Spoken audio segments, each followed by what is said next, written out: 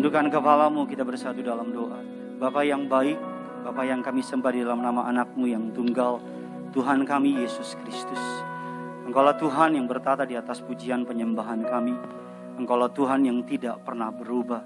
Langit dan bumi akan berlalu, tapi firman-Mu tinggal tetap. Di tengah-tengah masa sukar ini, di tengah-tengah masa kritis ini, kami datang mencari wajah-Mu Tuhan. Sebab kami tahu hanya Tuhan yang dapat kami andalkan. Hanya Yesus yang tidak akan pernah mengecewakan kami. Kami taruh pengharapan kami ke dalam tangan-Mu. Kami taruh iman kami ke dalam tangan-Mu Tuhan. Kami percaya Tuhan Yesus lebih dari sanggup untuk tolong kami. Tuhan Yesus lebih dari bisa untuk buka jalan bagi kehidupan kami. Kami bawa penyembahan kami bawa ucapan syukur kami kepadamu. Kami mau duduk diam mendengar kebenaran firman Tuhan. Teduhkan hati kami, teduhkan pikiran kami. Apapun yang sedang kami hadapi hari-hari ini, biar Tuhan yang memberikan kami damai sejahtera. Biar Tuhan yang memberikan kami kelegaan. Biar sukacita dari surga berkuasa atas hidup kami. Urapi hamba-Mu yang telah Kau tibakan di tengah-tengah umat-Mu. Urapi dia. Lidah bibir perkataannya dikuasai dari surga. Setiap kata kalimat benar-benar isi hatinya Tuhan. Bahkan Tuhan taruh perkataan-Mu dalam perkataannya. Tuhan taruh isi hati-Mu dalam hatinya. Agar siapapun yang mendengar firman Tuhan hari ini, mereka datang tidak sama waktu mereka pulang. Mereka pulang bawa berkat. Mereka pulang bawa mukjizat. Segala kubu pertahanan yang dibangun oleh iblis untuk menentang pengenalan akan nama Yesus, kami ikat, kami patahkan, kami hancurkan kuasanya. Allah Roh Kudus, bergeraklah Engkau masuk ke dalam setiap rumah, masuk ke dalam setiap kamar, dimanapun mereka menonton acara ini. Nama Tuhan yang dipermuliakan. Di dalam nama Bapa, Putra dan Roh Kudus, di dalam nama Tuhan kami Yesus Kristus, setiap kita yang siap diberkati firman Tuhan, sama-sama dengan bangga kita katakan amin. Kita kasih tepuk tangan yang luar biasa bagi Tuhan kita. Silakan duduk kembali saudara. Haleluya, puji Tuhan. Terima kasih untuk kesediaan saudara hadir dalam ibadah pada siang hari ini. Terimalah salam dari mimbar ini. Shalom Tiberias. Saya boleh melihat lebih sungguh lagi. Shalom Tiberias. Apa kabar semuanya saudara? Tuhan Yesus itu baik, amin. Saya boleh melihat tangan-tangan yang diberkati Tuhan Yesus. Bisa lambaikan tangan saudara. Haleluya, kita kasih tepuk tangan dulu yang luar biasa bagi Tuhan kita. Sebelum kita masuk dalam kebenaran firman Tuhan, mari sama-sama kita mau mengangkat Alkitab kita tinggi di atas kepala kita. Untuk kita sama-sama mengakui bahwa otoritas kebenaran Alkitab tetap berkuasa sampai hari ini. Yuk sama-sama apapun Alkitab saudara, Alkitab elektronik, Alkitab cetak, mari sama-sama angkat tinggi di atas kepala. Dengan iman percaya, sama-sama ikuti doa saya. Dalam nama Tuhan Yesus Kristus, aku percaya Alkitabku ini adalah firman Allah yang hidup. Aku adalah sama seperti yang difirmankannya. Aku adalah sama seperti yang dijanjikannya. Aku yang terima firman Tuhan, hidupku tidak akan sama lagi. Semua yang percaya kita katakan amin. Keluarkan pulpen saudara, keluarkan catatan saudara. Tema khotbah yang Tuhan taruh di hati saya bisa tolong ditampilkan adalah reset your mind untuk protect your faith. Dikatakan reset your mind untuk melindungi iman saudara. Karena hari-hari ini di tengah-tengah masa sukar yang paling sering diserang oleh iblis adalah pikiran saudara. Karena yang paling sering diserang oleh iblis adalah pikiran saudara. Iblis akan menaruh rasa takut di pikiran saudara. Iblis akan menaruh rasa kecewa di pikiran saudara. Iblis akan menaruh rasa khawatir dan sebagainya di pikiran saudara. Kesehatan pikiran atau pikiran yang benar penting di zaman-zaman yang kritis seperti ini. Karena kehidupan seseorang dibentuk bukan oleh kekayaannya. Dibentuk bahkan bukan oleh pendidikannya. Tapi pikiran seseorang dibentuk oleh kesehatan pikirannya. Saya pelajari pikiran menghasilkan sebuah tindakan. Tindakan menghasilkan sebuah kebiasaan. Dan kebiasaan akan membentuk yang namanya karakter. Dan karakter akan membentuk yang namanya masa depan atau nasib saudara. Apa sih masa depan? Masa depan adalah kumpulan-kumpulan keputusan yang saudara ambil di hari ini. Masa depan adalah kumpulan-kumpulan keputusan yang saudara ambil di hari ini. Semakin saudara ahli mengambil keputusan, maka semakin baik masa depan saudara. Hari-hari ini HP saya penuh dengan orang-orang yang takut. HP saya penuh dengan orang-orang yang khawatir. Mereka berkata, Pak Pendeta, berapa lama lagi PPKM ini berlalu? Pak Pendeta, apakah saya akan sembuh? Pak Pendeta, apakah sakit penyakit saya akan mengalami mukjizat? Pak Pendeta, apakah keadaan akan menjadi getting better dan sebagainya? Saya teringat sebuah kisah yang lucu saudara, kisah yang hanya sekedar dongeng, kisah ketika iblis membuat Tuhan marah. Suatu hari iblis dimarahi oleh Tuhan. Ini hanya dongeng saudara. Iblis dimarahi oleh Tuhan. Iblis dimarahi oleh Tuhan. Dan Tuhan berkata kepada iblis, saya berikan kamu izin untuk membunuh 100 orang di kota itu. Tapi mengapa yang mati adalah 1000 orang? Dan iblis menjawab kepada Tuhan dengan berkata demikian. Saya menyerang 100 orang dengan sakit penyakit. 900 orang itu mati bukan karena saya. 900 orang yang mati karena ketakutan. Jadi 100 orang yang diserang oleh iblis karena sakit penyakit, 900-nya mati bukan karena penyakit. Tapi karena apa? Karena ketakutan. Ada banyak orang hari-hari ini mengaku percaya Tuhan tapi takut. Ada banyak orang hari-hari ini mengaku punya Tuhan tapi takut. Ada banyak orang hari-hari ini saya nggak peduli apa jabatannya, apa kekayaannya, sedang dalam ketakutan. Makanya jawaban yang paling pasti antara ketakutan kita cuma Tuhan. Yang dapat melindungi saudara di masa sukar ini hanya Tuhan. Saya baca sebuah kutipan yang menarik dari seorang filsuf namanya Norman Vincent mengatakan demikian. Change your thought and you change your world. Dikatakan ubah cara saudara berpikir, maka dunia saudara pasti akan berubah. Kaisar Romawi mengatakan demikian, Marcus Aurelius, the happiness of your life depends on the quality of your thought. Dikatakan kebahagiaan saudara ditentukan oleh kualitas pikiran saudara. Seorang pengusaha anak Tuhan namanya Henry Ford mengatakan demikian. Whether you think you can or you think you cannot, you are right. Kalau saudara berpikir saudara nggak bisa, saudara berpikir saudara bisa, saudara benar. Bahkan yang terakhir dikatakan saudara dari Dale Carnegie mengatakan demikian. Our thought make us what we are. Apa yang kita pikirkan, apa yang ada di pikiran saudara menentukan apa yang saudara dan saya miliki hari ini. Ada banyak orang hari-hari dilumpuhkan oleh ketakutan. Ada banyak orang hari-hari dilumpuhkan oleh yang namanya kekecewaan. Dan apa yang Alkitab katakan ketika saudara dan saya belajar untuk riset pikiran saudara. Saudara siap diberkati? Boleh kasih tepuk tangan dulu yang luar biasa buat Tuhan kita. Apa dasar firman Tuhan? Sama-sama kita baca. Dasar kebenaran firman Tuhan dalam terjemahan Inggrisnya Roma 12 ayatnya yang kedua. Saya bacakan bagi saudara. Do not be conformed to the pattern of this world, but let God transform you into a new person by changing the way you think. Untuk menjadi pribadi yang baru dikatakan janganlah mengikuti atau jangan kamu menjadi serupa dengan dunia ini. Tetapi berubahlah oleh pembaruan budimu. Saya percaya untuk saudara dan saya memiliki pikiran yang baru. Memiliki pola pikir yang baru, pikiran Kristus. Ada banyak orang hari-hari ini gak tahu mau buat apa. Ada banyak orang hari-hari ini dilumpuhkan oleh ketakutan. Ada banyak orang hari-hari ini udah hopeless, udah bingung. Karena semua bermain di sini. Semua bermain di pikiran. Iblis nggak akan serang badan saudara dulu. Iblis serang pikiran saudara. Saya nggak peduli seberapa kaya saudara. Saya nggak peduli seberapa educated saudara. Tapi kalau pikiranmu sudah direbut oleh iblis. Kalau pikiranmu sudah dikalahkan oleh iblis. Seluruh badanmu akan ikut dilumpuhkan. Tapi saudara boleh dalam keadaan mungkin yang kurang baik. Tapi kalau pikiranmu sudah your set up. Sudah saudara set up untuk kebenaran firman Tuhan. Maka sesuatu yang hebat akan terjadi dalam hidup saudara. Katakan amin. Kita lihat kebenaran firman Tuhan. Mengapa saudara dan saya perlu menjaga pikiran saudara? Mengapa kita perlu memanage pikiran saudara? Karena pikiran saudara adalah your greatest asset. Aset yang paling berharga bukan duit saudara.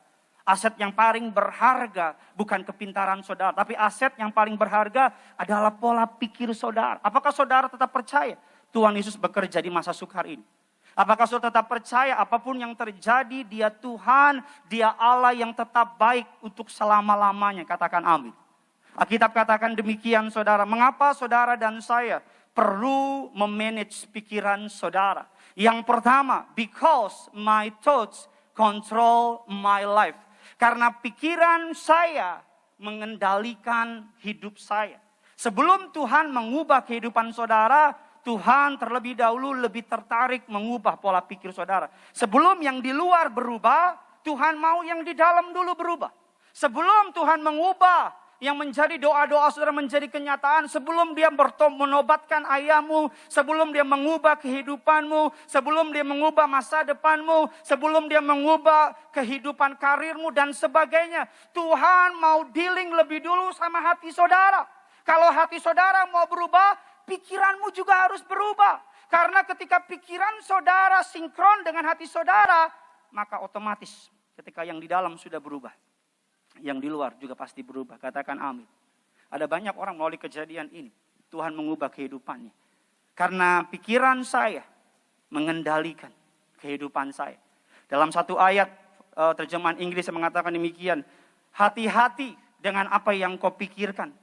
Karena apa yang kau pikirkan akan menentukan apa yang saudara-saudara dan saya ditentukan. Saudara dan saya dibentuk dengan pikiran saudara. Amsal 27 ayat yang ke-7a, silakan. Sebab seperti orang yang membuat perhitungan dalam dirinya sendiri, demikianlah ia. Demikianlah ia. Ada orang yang menganggap COVID-19 ini adalah masa-masa yang mengerikan, masa-masa yang akan menghancurkan dia. Masa-masa ada banyak orang yang percaya COVID-19 ini akan membuat dia terjelembab, hancur dan sebagainya. Sebagai hamba Tuhan saya percaya pandemi ini justru Allah akan menunjukkan kuasa-Nya yang luar biasa. Saya sudah set up pikiran saya dari awal ketika pandemi ini muncul. Saya tahu apapun boleh terjadi tapi Tuhan saya tetap berkuasa. Saya tahu apapun boleh Tuhan izinkan terjadi dalam kehidupan saya. Yang saya tahu surga tetap memelihara saya. Hati-hati dengan apa yang saudara izinkan masuk ke dalam pikiran saudara. Karena apa yang saudara pikirkan akan menentukan hidup saudara. Yang kedua, mengapa kita perlu memanage pikiran kita? Yang pertama, karena pikiran kita menentukan hidup kita. Yang kedua, ini kesukaan saya, karena pikiran saudara, because my mind is the battleground for sin. Karena pikiran saya adalah medan perperangan untuk dosa. Orang gak langsung berbuat dosa. Semua dosa dimulai dari pikiran. Orang gak langsung benci sama orang lain. Dia mulai dari pikiran. Kayaknya dia jahat sama gue deh. Kayaknya dia gak suka sama gue deh. Orang gak langsung iri hati sama orang. Semua dimulai dari pikiran. Orang bahkan gak langsung bunuh yang lain. Semua dimulai dari pikiran. Karena apa yang saudara izinkan ada dalam pikiran saudara. Dan saudara percayai. Dan saudara yakini. Itu akan menjadi sebuah tindakan. Ketika saudara mempercayai pikiran saudara akan menjadi sebuah tindakan. Ada banyak orang yang berpikir Tuhan marah sama dia. Ada banyak orang yang berpikir Tuhan benci sama dia. Ada banyak orang yang berpikir Tuhan gak sayang sama dia. Ada banyak orang yang berpikir Tuhan itu gak ada. Karena dia percaya Tuhan benci, Tuhan marah, Tuhan gak sayang. Maka ketika ada hal buruk yang terjadi sama dia, dia berpikir karena Tuhan marah sama dia. Dia berpikir karena Tuhan sedang menghukum dia. Padahal saya mau bilang sama saudara. Dia Bapa yang baik. Kita anak. Saya seorang ayah. Saya nggak pernah menghukum anak saya. Karena saya benci sama dia.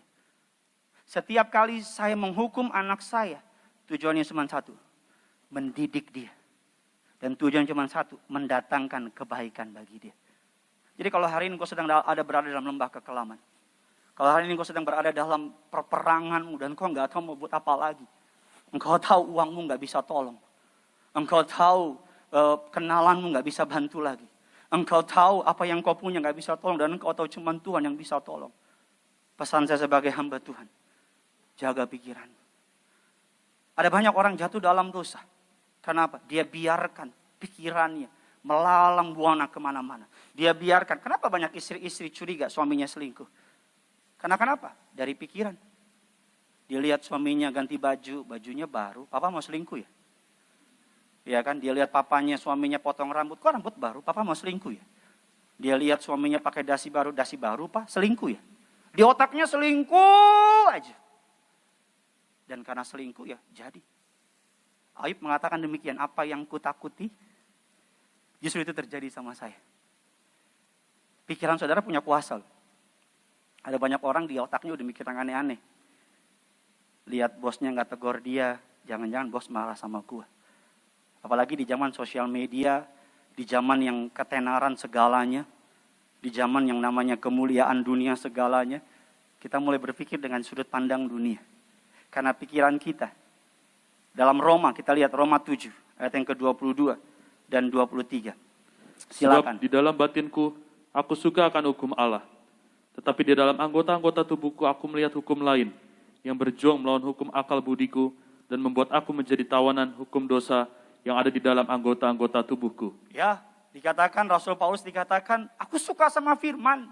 Aku suka ke gereja. Aku suka dengar firman Tuhan. Aku tuh kalau baca firman tuh adem.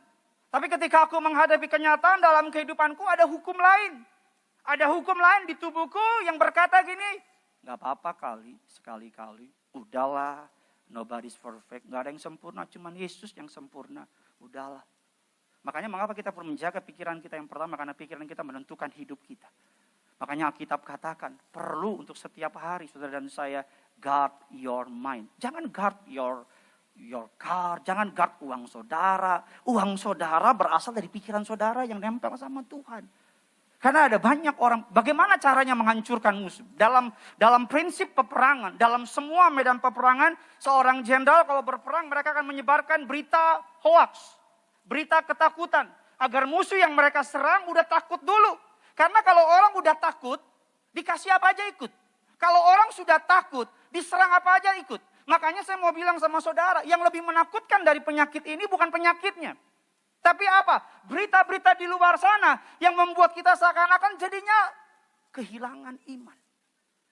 Saya mau bilang sama saudari dulu, masa sukar tetap ada kok. Perjanjian lama ada masa sukar gak? Ada. Perjanjian baru? Ada. Zaman Presiden Soekarno ada masa sukar gak? Ada. Zaman Presiden Soeharto? Ada. Zaman SBY? Ada. Sebut aja. Masa sukar selalu ada. Tapi ini yang saya tahu. Sekalipun ada masa sukar, Tuhan tetap memelihara umatnya. Yang percaya boleh kasih tepuk tangan dulu buat Tuhan kita. Yuk saudara, memang khotbah gak ada jemaat begini saudara. Tepuk tangan hanya mendengar dengan iman saudara. Yang ketiga, mengapa kita perlu menjaga pikiran kita? Ini kesukaan saya. Yang pertama karena pikiran saya menentukan hidup saya. Yang kedua karena pikiran saya adalah medan peperangan dari dosa. Ada banyak orang ingin gak pengen buat dosa. Banyak. Ke gereja, pokoknya stop. Gak mau berhenti, gak mau ngerokok lagi. Stop. Gak mau minum lagi. Stop. Gak mau melakukan perzinahan, percabulan lagi. Stop. Badannya bilang gitu, pikirannya bilang gitu. Ketika sampai di rumah, dia lihat rokok kayak punya tangan. Kemari sayang, ambil aku. Dan sebagainya. Karena hatinya mau ikuti Tuhan. Tapi pikirannya, kedagingannya, gak bisa dia kendalikan. Yang ketiga, mengapa kita perlu menjaga pikiran kita? Yang ketiga dikatakan, karena pikiran kita adalah kunci kepada kebahagiaan dan kepada damai sejahtera. Berapa banyak di tempat ini yang mau melihat kebahagiaan dan damai sejahtera hidup saudara? Haleluya. Saya nggak pernah lihat orang maju ke depan, Pak Pendeta doain dong. Saya nggak pengen damai. Saya nggak pengen sejahtera, pengen susah terus hidup saya. Nggak ada. Sejahat apapun saudara, sehebat apapun saudara, pasti saudara pengen hidup yang damai dan tenang. Alkitab katakan demikian. Dalam Roma 8 ayat yang ke-6. Karena keinginan daging adalah maut, tetapi keinginan roh adalah hidup dan damai sejahtera. Mengapa kita perlu menjaga pikiran kita? Karena pikiran kita menentukan hidup kita. Karena pikiran kita adalah medan peperangan dosa. Karena pikiran kita menentukan atau kunci kebahagiaan dan mengalami damai sejahtera. Teringat seorang kakek-kakek yang masuk ke sebuah panti jompo. Dia masuk di lobinya, dia bilang, ih keren banget ya lobinya ya. Ih bagus banget ya lobinya ya. Ih pasti aku bahagia deh di panti jompo ini. Dan susternya, perawatnya bitter pahit gitu. Dia bilang, kek jangan buru-buru bilang bahagia kek. Kakek belum lihat kamarnya. Kalau kakek lihat kamarnya, kakek pasti gak akan bilang bahagia. Apa jawaban dari kakek itu? Kakek bilang gini, kebahagiaan tidak ditentukan oleh keadaan. Kebahagiaan adalah sesuatu yang saya tentukan dari awal. Jadi ketika saya masuk ke dalam ruangan ini, masuk ke dalam panti jompo ini, saya sudah putuskan saya pasti bahagia. Ada banyak orang, hartanya banyak, uangnya banyak. Ada banyak orang tinggal di rumah mewah. Tapi tiap malam stres. Gak bisa tidur. Ada banyak orang terkenal, tenar. Sampai anjing aja kenal dia. Sampai semut aja kenal dia. Terkenal. Ada banyak orang, kayaknya minta ampun. 7 turun, 8 tikungan, 9 puter balik. Kaya minta ampun. Tapi tiap malam pengen mengakhiri hidupnya. Kenapa? Karena dia ngerasa di luar dia palsuin senyumannya. Shalom, senyum-senyum. Tapi dalamnya kosong. Dalamnya empty. Pernah nggak saudara di tengah-tengah keramaian, orang-orang lagi tertawa, tapi dalam hatimu ngerasa,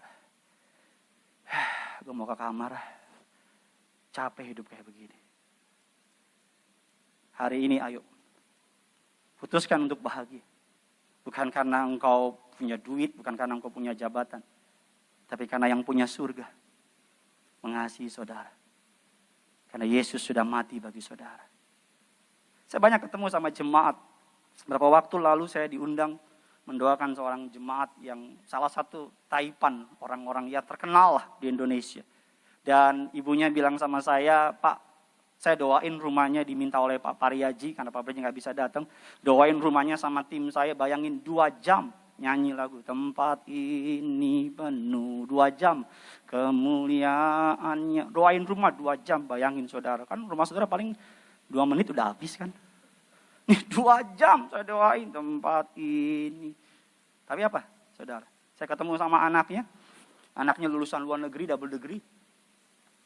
Anaknya salah satu bos di perusahaan yang di mall-mall itu. Barang-barang high end dan sebagainya. Ketika ngobrol-ngobrol tinggi, ganteng deh. Tapi gantengan saya lah. Kalau gak suka jangan ganti channel. Singkat cerita, long story short, dia bilang gini sama saya. Pak Pendeta, saya gak bahagia. Pak Pendeta, saya stres. Pak Pendeta, beberapa kali saya pengen bunuh diri. Saya kaget. Karena secara penampilan oke, secara pendidikan keren, secara keuangan gak kekurangan. Tapi pengen bunuh diri. Putuskan untuk bahagia hari ini. Putuskan untuk apapun yang terjadi. Masih ada Tuhan Yesus. Masih ada Tuhan Yesus. Tuhan mengasihi saudara. Tuhan tidak pernah meninggalkan saudara. Kita kasih kemuliaan, tepuk tangan buat Tuhan kita. Kita masuk dalam inti khotbah saya. Apa yang harus saya lakukan untuk saya menjaga pikiran saya? Tadi kan pertanyaannya, kita sedang diserang oleh berita buruk. Kalau saudara nonton TV, dengar radio, baca koran, hampir semuanya berita buruk. Hampir semuanya, rekor ini, rekor itu, kematian ini, kematian itu, semua kabar buruk. Kalau saudara terus konsumsi berita buruk belum lagi tetangga kena dan sebagainya kena, saudara akan, we are what we eat. Kita apa yang kita makan. Kalau yang kita makan sampah, maka yang keluar juga sampah. Kalau yang kita makan berlian, maka yang kita keluar adalah berlian. Kalau yang kita makan berita buruk, kabar buruk, gosip, hal-hal yang gak benar, maka yang keluar juga hal-hal yang gak benar. Makanya kita perlu guard our mind. Kita perlu jaga pikiran kita. Gak semua yang perlu kita dengar, kita masukin pikiran kita. Gak semua omongan orang, baik pujian, baik kritikan, bahkan seringkali pujian adalah racun. Gak semua omongan orang kita biarin masuk dalam pikiran kita dan memerintah kita. Bahkan celakanya orang yang ngomong kita kenal juga enggak, membuat kita mikir berhari-hari sama omongan dia. Membuat kita enggak punya damai sejahtera sama omongan dia. Nah sekarang pertanyaannya dikatakan pikiran, mengapa perlu kita jaga pikiran kita? Karena pikiran kita menentukan hidup kita. Karena pikiran kita adalah medan peperangan dari dosa. Karena pikiran kita menentukan kunci damai sejahtera dan kunci kebahagiaan. Dan bagaimana caranya saya menjaga pikiran saya? Yang pertama dikatakan ada 3 F saudara.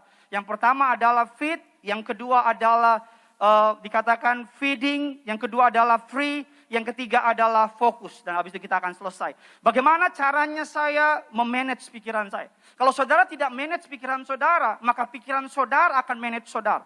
Kalau saudara tidak memperbarui pikiran, dalam bahasa Yunaninya menggunakan kata renovation, renovasi. Jadi ketika saudara keterima Yesus, pikiran yang lama saudara masih menguasai saudara. Pikiran ketakutan, pikiran khawatir, iri hati, benci, dengki masih menguasai saudara. Makanya saudara perlu yang namanya renewing your mind. Perbarui pikiran saudara. Terjemahan masih menggunakan kata renovation. Sedang direnovasi. Untuk renovasi ada perlu bangunan-bangunan yang perlu dihancurin. Mama saya di rumah kami dulu ada gudang di lantai atas. Kebetulan rumah saya 20 lantai. orang kaya. Mau di gudang lantai 2 mama saya. Dan di gudang itu barang dari saya kecil sampai barang dari saya sekarang udah menikah dan punya anak, itu semua di situ. Jadi kalau kami anak-anaknya kasih kado ke mama saya bingung. Karena kalau dibuka itu gudang nggak muat lagi. Dan kami udah bilang berkali-kali sama mama saya, "Ma, itu barang di gudang keluarin. Biar yang baru bisa masuk." Apa jawab mama saya? "Semuanya penting. Semuanya penting, gak bisa dikeluarin." Pasti beberapa ibu-ibu sama-sama ibu saya. Ya kan, beberapa barang Ma keluarin. Saya bilang, "Ma, ini penting gak?" "Penting." "Ini penting gak?" "Penting." Semua penting kata mama saya. Apa akibatnya? Yang baru gak bisa masuk. Karena yang lama kita gak izinin keluar.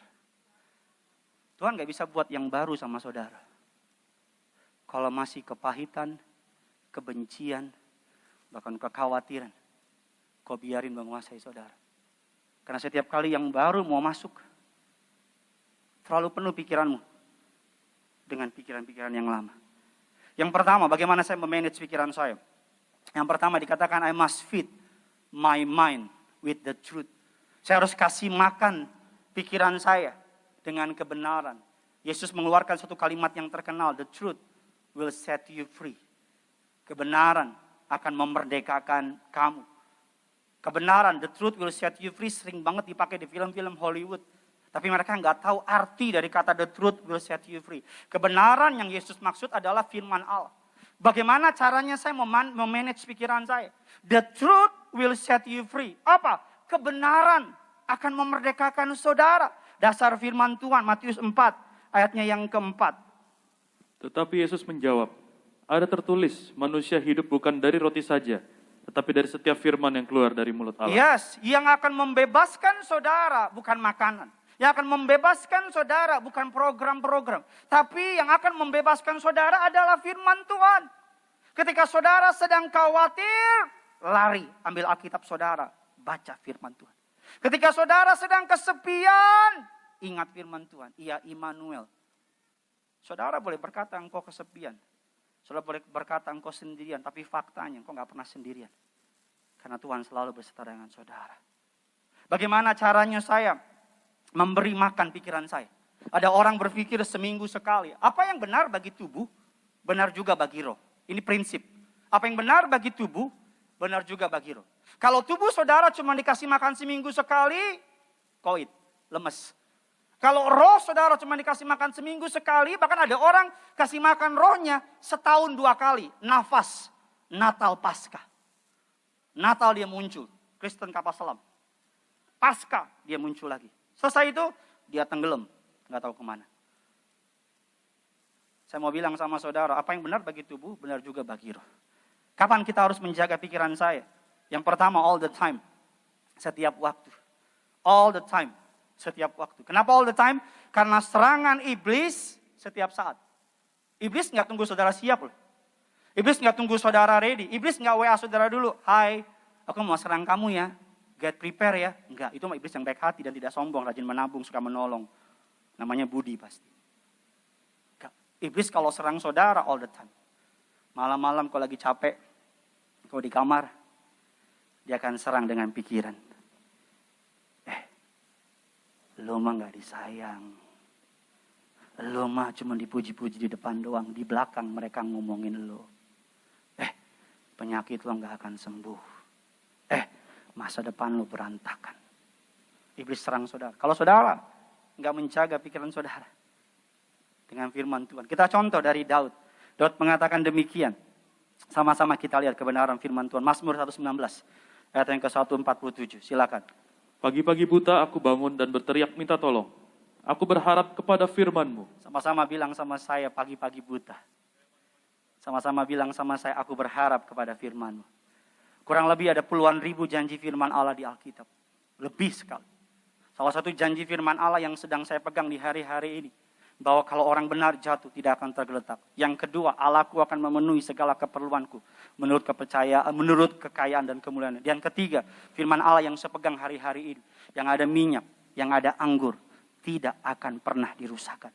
Saya pegang itu dalam hati saya. Apapun boleh terjadi. Langit dan bumi akan berlalu. Tapi firman Tuhan tinggal tetap. Makanya Daud sebagai raja pagi-pagi buta, dia baca firman dulu karena dia tahu ketika dia keluar dari kamarnya, the battle is begin. Pertandingan akan mulai. Ketika saudara keluar dari kamar atau bangun pagi, saudara perlu set up your mind. Dengan apa? Dengan firman. Pegang janjinya. Jadi ketika engkau keluar dari kamar, berangkat ke kantormu, ada berita buruk. Firmannya berkata, aku menyertai engkau. Ketika engkau masuk ke dalam lingkungan, ada yang ngomongin, saudara berkata, engkau kurang tinggi, kurang putih, kurang cantik, terlalu gemuk dan sebagainya. Firman Tuhan berkata, aku mengasihi engkau dengan kasih yang kekal. Engkau perlu bangun pagi, yang pertama kali kau cari Word of God. Ada orang bangun pagi yang diambil HP-nya. Dia lihat HP-nya di Instastory. Baru bangun nih. Hashtag najis. Ini kalau ada jemaat pada ketawa semua di sini nih. Ini kadang ada jemaat yang ketawa cuma kameramen.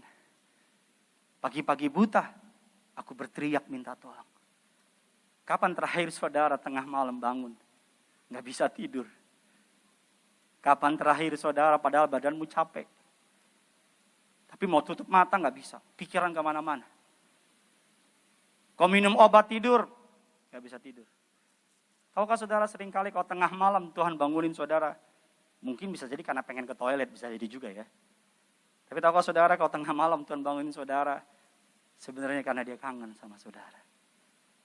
Karena Tuhan bilang gini, kamu kan udah capek seharian. Ayo ngomong sama aku yuk. Ayo cerita sama aku. Jadi kalau tengah malam saudara tiba-tiba bangun, jangan buru-buru tidur lagi. Lipat tangan dan bilang Tuhan. Ngomong aja, ngomong.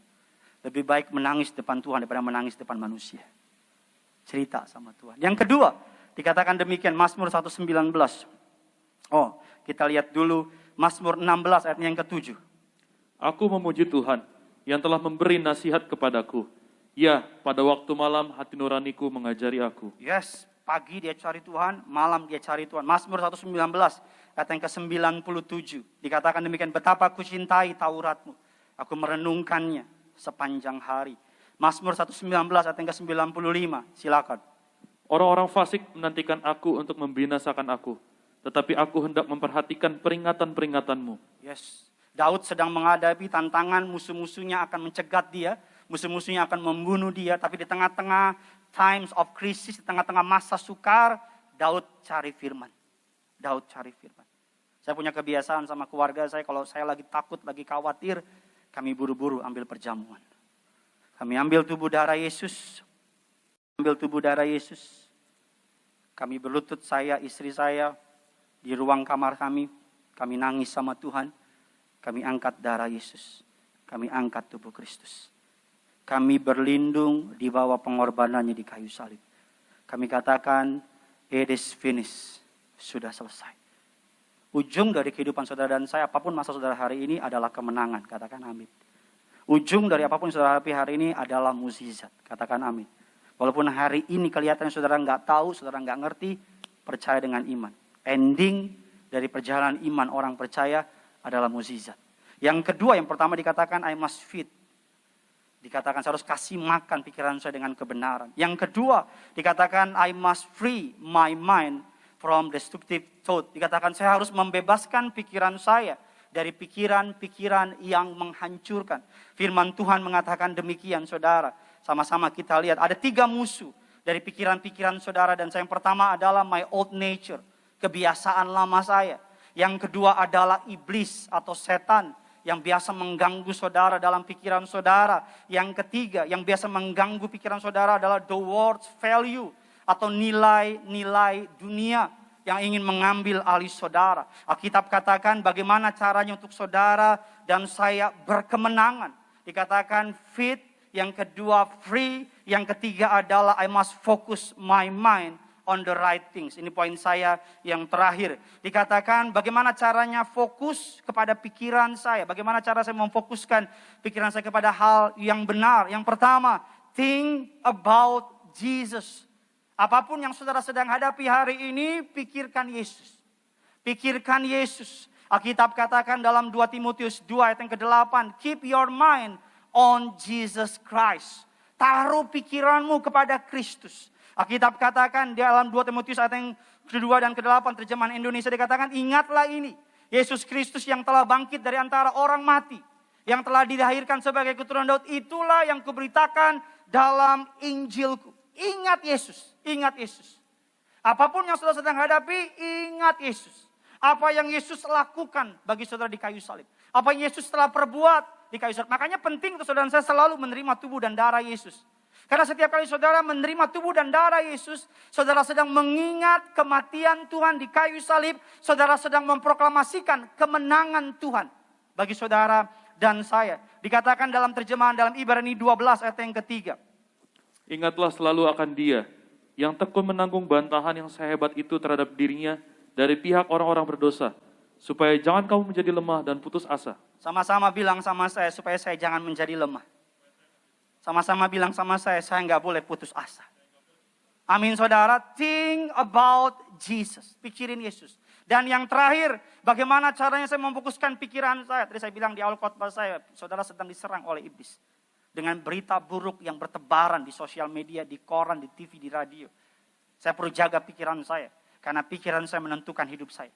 Karena pikiran saya ada battleground of sin. Karena pikiran saya adalah kunci kebahagiaan dan damai sejahtera. Bagaimana caranya saya memanage pikiran saya? Kasih makan, feeding my mind dengan kebenaran. Karena the truth will set you free. Bagaimana yang kedua Alkitab katakan dengan free my mind. Semua pikiran kepahitan, pikiran kebencian, hal-hal yang buruk di masa lalu lupain. Lupain. Orang-orang yang pernah jahat sama saudara, lupain. Orang-orang yang pernah ngomongin saudara, lupain. Kenapa? Karena saudara nggak hidup di masa lalu. Saudara hidup di masa sekarang. Saya selalu bilang dalam khotbah saya, orang yang paling menyedihkan di dunia bukan orang miskin, bukan orang sakit. Tapi orang yang hidup di tahun 2021 bulan Juli, tapi masih terikat sama masa lalu. Masa lalunya masih kejar dia. Masa lalunya nggak bisa dia lupain. Setiap hari, tiap kali dia mau maju, dia ingat kegagalan di masa lalu. Tiap kali dia mau berjatuh cinta lagi, dia ingat kepahitan di masa lalu. Nggak bisa. Free your mind, feed your mind. Dan yang ketiga dikatakan, focus your mind on the right things. Bagaimana cara fokus pikiran saya kepada hal yang benar? Focus to Jesus. Dan yang terakhir, pikirkan Yesus, think about Jesus. Yang terakhir, think about eternity. Pikirkan surga. Pikirkan kekekalan. Saya undang imam musik. Pikirkan surga. Pikirkan kekekalan. Habis dunia ini berakhir, kita akan menghadap Yesus. Habis dunia ini berakhir, saudara dan saya akan ketemu Yesus. Dia hakim yang adil. Dia akan menjumpai saudara. Pertanyaannya, kalau saudara hidup dalam pertobatan, surga akan saudara terima. Tapi kalau saudara tidak hidup dalam pertobatan, saudara tahu apa yang akan menghadapi saudara. Kita tutup Alkitab kita. Kita kasih tepuk tangan yang luar biasa bagi Tuhan kita.